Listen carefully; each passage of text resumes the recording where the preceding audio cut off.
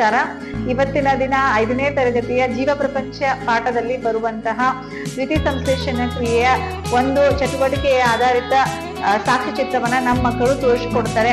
ಸಸ್ಯಗಳು ತಮ್ಮ ಆಹಾರವನ್ನ ತಾವೇ ತಯಾರಿಸುವಂತಹ ಕ್ರಿಯೆ ಆದಂತಹ ದ್ಯುತಿ ಸಂಶ್ಲೇಷಣ ಕ್ರಿಯೆಯು ಯಾವ ರೀತಿಯಾಗಿ ಸಸ್ಯದ ವಿವಿಧ ಭಾಗಗಳಿಂದ ಎಲ್ಲ ವಸ್ತುಗಳು ಸೇರಿ ದ್ಯುತಿ ಸಂಶ್ಲೇಷಣ ಕ್ರಿಯೆ ನಡೆಯುತ್ತದೆ ಎಂದು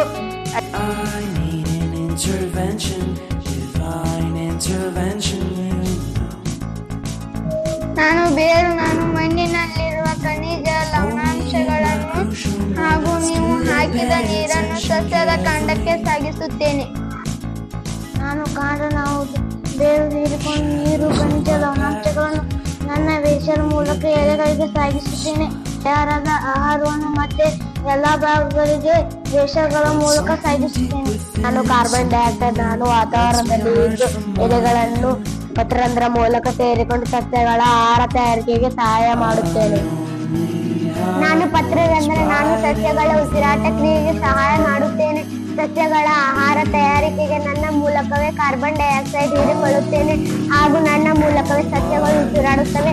ನನ್ನನ್ನು ಟೊಮ್ಯಾಟೊ ಎಂದು ಕರೆಯುವರು. ನಾನು ಸೂರ್ಯ. ನಾನು ನನ್ನ ಸೌರಶಕ್ತಿಯನ್ನು ಸಸ್ಯಗಳ ಆಹಾರ ತಯಾರಿಕೆಗೆ ಕೊಡುತ್ತೇನೆ ಹಾಗೂ ಎಲೆಗಳಿಗೆ ಆಹಾರ ತಯಾರಿಸಲು ಸಹಾಯ ಮಾಡುತ್ತೇನೆ.